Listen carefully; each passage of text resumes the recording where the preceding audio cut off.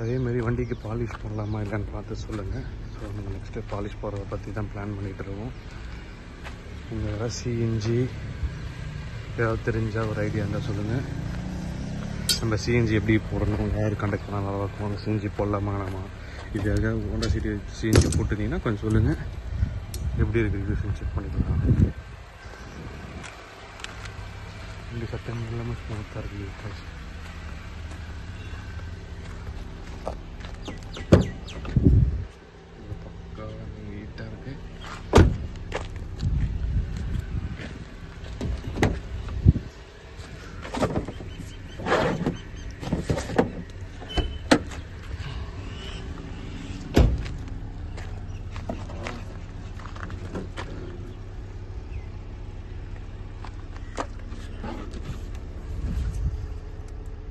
Stepney பக்கம் இருக்குது.